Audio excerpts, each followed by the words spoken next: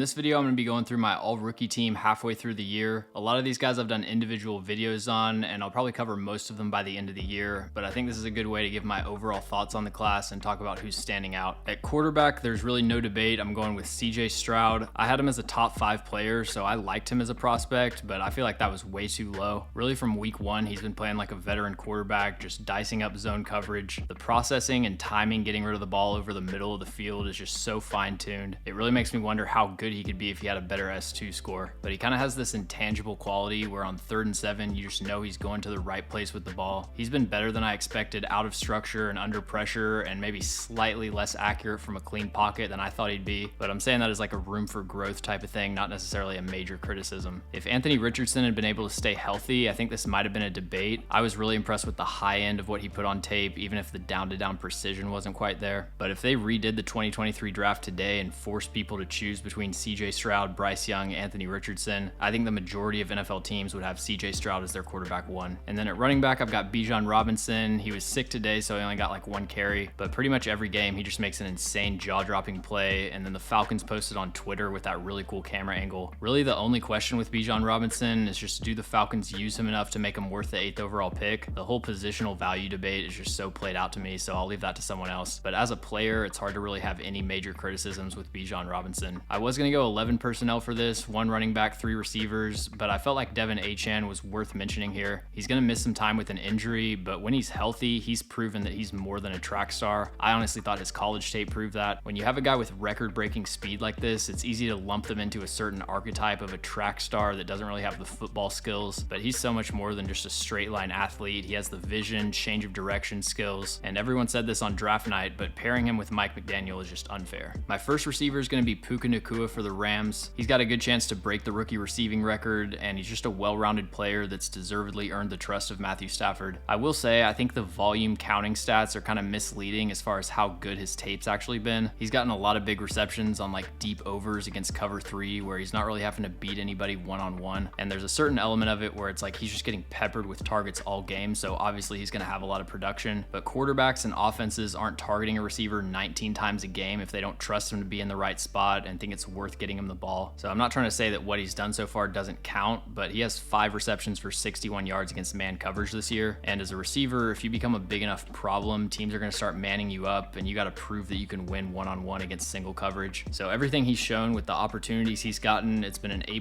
rookie season, but there still is some that he has left to prove. My second receiver is going to be Zay Flowers. He had a rough game against Pittsburgh with a lot of drops, but other than that, he's been a great route runner, dynamic with the ball in his hands. As with all the rookies, I still want to see more reps against true press man coverage. I think there's a chance his size could limit him there, but the movement skills and pure separation ability has translated from college. And then the third spot's going to Josh Downs. The Colts have been gradually working him into the lineup, and honestly, he looks like their most dynamic receiver. I don't know why people talked about him as a prospect like he was slow. They've been having him run a lot of deep routes from the slot, and he can get over the top of defenses, but I think where he's really going to make his money is on underneath stuff, whips, returns, slants. He's one of those players that's so light on his feet, he can afford to add extra steps at the stem. When you think of a big 6'4" receiver, they've got to be intentional with their steps getting upfield. They don't really have the margin for error of adding any false steps or anything. With Josh Downs, he can just add a couple pressure steps to the top of his route to manipulate the DB's leverage, and he's moving so quick and he's so explosive out of his breaks that it's ultimately not a wasted motion. The one thing with Josh Downs, and I was looking for this when I was watching his tape, they will almost never run to his side. He had like 1 or 2 true run blocking snaps. If the Colts are running the ball, he's either out of the lineup, they're running away from his side, or they're sending him in motion away from the run where he isn't really involved in the block. So that is something that I think could limit his role in the offense if you're looking at it from a fantasy football perspective or something. But purely as a receiver, I've been really impressed with Josh Downs. Tight end's another easy one. I'm going with Sam LaPorta. He's another player that's on track to break a bunch of rookie records, and I didn't dislike the Lions draft. The main issue I had with it is that they didn't add a receiver, and I really liked Sam LaPorta as a prospect. We just never see tight ends come in and be immediately productive like this, but credit to the Lions for recognizing that he could contribute immediately, finding ways to get him the football, and he's also been a really good run blocker. He's doing more than just getting in the way of people. He can hold his own one-on-one on a base block, and if you get him on the move against a linebacker, that's a mismatch. So even if the production drops off a little bit over the second half of the season, I think he's a future top 5, top 7 tight end. Moving on to the O-line, my 2 tackles are going to be Darnell Wright and DeJuan Jones. Darnell Wright's been the best run blocking offensive lineman as a rookie. When they get him on the move on screen passes or as a puller, he just flattens against DBs and linebackers in open space, and he has been kind of up and down in pass pro, but it hasn't been a lot of one-on-one losses. There's a handful of plays that I credit to just the dysfunctional offense that Luke Getsy's running, and he needs to get better protecting the pocket on play action passes. But if you isolate it to the true pass sets where he's just out on an island, I think he's been really impressive for a rookie. And then DeJuan Jones has kind of had the opposite split. He's been really solid in pass protection, but the run blocking is kind of an issue. In pass pro, they've done a good job of not asking him to cover too much space. He's taken a lot of angle sets, 45-degree sets, and at a certain point, he's just too big to run around. If you want to beat him in pass pro, you've got to win quickly because you have to cover so much ground to maneuver around him, and the length and wingspan gives him that extra reach so he can stay attached even if the footwork isn't quite there. So when he's staying relatively in the same spot and you're coming to him as a pass rusher, that's an advantage for DeJuan Jones. But as a run blocker, if he's got to beat someone to an aiming point, he just doesn't have the explosiveness to really do that right now. My top guard so far has been Steve Avila for the Rams. I think he's been the best offensive lineman overall. I just did a video on him, but he's a rock in pass protection, always looking for work, probably leads the NFL in knockdowns where he's just helping out his left tackle. And over the last few weeks especially, he's really started to improve as a run blocker. The second guard spot's kind of tough. For me, it's between Peter Skoronski and Joe Tippmann. I think the 2 games Skoronski's been healthy, he's been better, but his first game back from the appendix surgery was pretty rough. I don't really weight that as heavily in my evaluation. What's been most impressive about Skoronski is his ability to react quickly. As a run blocker, you have in your mind before the snap what direction the play's going, and if the defensive line's slanting in the opposite direction, you have to be able to adjust your path on the fly. That's something he's been really good at over his first 3 starts, and depending on how much patience the Titans have with Nicholas Petit-Frere and Andre Dillard, there's a chance we're talking about Peter Skoronski as a left tackle when I do this video at the end of the season. And then at center, I went with Jarrett Patterson for the Texans. He's the one player on this list that I haven't actually studied individually. When I was watching CJ Stroud, I would notice him on occasion, but he's going to make this list by default because he's really the only center that's played enough snaps to even qualify. John Michael Schmitz got injured pretty early in the season, and he looked pretty rough the first few weeks. So Patterson's grading out pretty well, but I don't have anything to add on him right now. If he continues to play at a high level, I will definitely check him out though. Moving on to the defense, we're going to start at edge defender, and my first one is going to be Will Anderson Jr. He's been kind of unlucky when it comes to sacks, only 1 so far this year, but just watching his tape and seeing how often he wins as a pass rusher, I know the sack numbers are going to catch up. And to me, he's already shown enough that I'm confident he's going to be a great run defender and a great speed rusher, but he's going to need to develop more of a power rush if he wants to be a top 10 or top 5 edge rusher, and that's something that pretty much every rookie struggles with. The strength of offensive linemen in the NFL is just such an adjustment. And then the second spot, I went with Tuli Tuipulotu. I also did a full breakdown on him. He started off the season really hot. His production has kind of died down a little bit, but I've still been really impressed with his moveset as a pass rusher and his motor and effort in really every aspect of the game. I do want to give an honorable mention though to Byron Young for the Rams. He's looking like another steal in the middle rounds for them. And then on the D-line, we've got Jalen Carter, who's going to be my defensive rookie of the year. It's just so rare to see a defensive lineman come in and immediately be playing at this high of a level. He already looks like some combination of Jeffrey Simmons, Fletcher Cox, just an elite pass rushing 3 technique that can win in so many different ways. He's got the elite size and frame, but really the way that he wins is with his quickness at that size, and you see him working out a lot of different moves. The scary thing is I still think there's so much room to grow with him as a pass rusher. If he can really refine that hand placement, he could be the best defensive tackle in the NFL next year. And then my second defensive lineman is going to be Keanu Benton. The Steelers need to develop some program where they can still draft whoever they want, but they rent out their rookies to teams that are actually going to play them. All of their first 3 picks have been great in limited action. Keanu Benton's playing about 30 snaps per game. Every time he's in there, he's making plays. He has good length, but he really maximizes that with his technique and separates himself from blocks, and his swim move is just lethal. So I'm excited to see how he develops. Hopefully he starts to get some more playing time. My top linebacker is Ivan Pace Jr., the only undrafted free agent to make this list. There wasn't really a lot of competition, only 3 linebackers that have played over 150 snaps so far. Ivan Pace is one of those players where on paper he is too small to play linebacker in the NFL, but he just has this superhuman ability to avoid blocks in so many different ways, and you see that show up in run defense and also as a pass rusher. There still are times where if an offensive lineman's able to get their hands on him, they'll just drive him into the ground, but that's much easier said than done because he's so quick and shifty. And then my second linebacker is going to be Jack Campbell. He's been really good in run defense, but I'm still not sure how good of an athlete he is. When I watched his Iowa tape, I thought the movement skills and change of direction and coverage was a real limitation, but then he comes out in the combine and tests off the charts, and then in the preseason and early in the regular season, he was making some plays, and so I'm thinking, okay, I was probably wrong on Jack Campbell. I guess I just watched the wrong games. But then the more I watched from the last 4 or 5 weeks, I'm like, wait, no, he is giving up a lot of stuff in coverage. So I keep going back and forth on my thoughts on Jack Campbell. We'll see how he turns out. But for a rookie, he's been solid. I've got 3 cornerbacks. The first one is going to be Devin Witherspoon. He had that great game against the Giants in primetime where Daniel Jones kind of gifted him an interception, but then he's followed that up every week with just really impressive tape and coverage. His Illinois tape from his last season was almost perfect. Definitely the best individual college cornerback season I've ever watched. Really the only weakness or negative with him as a prospect is that he doesn't weigh that much. And as we've seen with people like Emmanuel Forbes, that does matter at the NFL level. But Witherspoon's just moving so fast every single play, I don't think it matters. It definitely hasn't shown up as a weakness so far. And then Christian Gonzalez isn't going to get any postseason awards, so I had to include him here. Ultimately though, would you rather win Rookie of the Year or make my Week 7 All-Rookie team? But yeah, those first few weeks, he was going up against basically all of the top 10 receivers. And outside of AJ Brown, he pretty much shut them all down. And then after the game, they would just compliment him, which is the telltale sign that you won the matchup. I don't really get that much into like personality evaluation. I just watch the tape and there's kind of that built-in fog of war element where I don't know what their work ethic's like, what their demeanor is. But like, how soft do these teams think he was that they let him fall to 17? That just still doesn't make sense to me at all. Based on the tape and the athletic traits, he would have to tell me in an interview that he just straight up hates tackling before I passed on him if I needed a corner. And then my third corner is going to be Joey Porter Jr. I'm recording this Sunday after the Week 7 games, and I was watching the broadcast of the Steelers game. I don't like to evaluate corners too much off of the broadcast copy, but watching that, there were a handful of plays where Joey Porter was getting away with some pretty obvious penalties. That's still my one hang-up with him. He's kind of dependent on getting the Sauce Gardner treatment for him to be a top-level cornerback. Now, there's a lot of plays that some people would say is a penalty where it's really just a dominant press coverage rep. I'm talking more at the top of the route. He has to grab at the jersey because he has a really high-cut build, so when he reaches out, it's going to be on the shoulder pad. But what he can do in press coverage to just completely erase receivers from the play is so valuable. And again, it's the same thing with the Steelers. They're just going to slowly work the rookies into the lineup. The final position group is safety, and there's only one player that's played enough snaps to even qualify for this, Jordan Howden for the Saints. He had a couple pass breakups in week 4, week 5. There was one play where he forced the ball out and caused an interception. I don't know if that gets charted as a pass breakup or a pass defensed, but yeah, one game where he was making a bunch of plays and then he's kind of played sparingly after that. And I liked him as a prospect, but the Saints have a lot of good DBs, so I'm assuming they're going to work him slowly into the lineup. And then last but definitely not least, we've got Brian Branch. He'd probably be my second vote for Defensive Rookie of the Year, and he's playing slot corner, but there were enough corners that I wanted to highlight, and like I said, only one safety that I can really talk about. So I'm grouping him in with the safeties, but I think he could play all 3 defensive back positions. He's looking like he's going to be an elite run defender, an elite tackler, and just someone that can man up slot receivers and tight ends snap after snap after snap.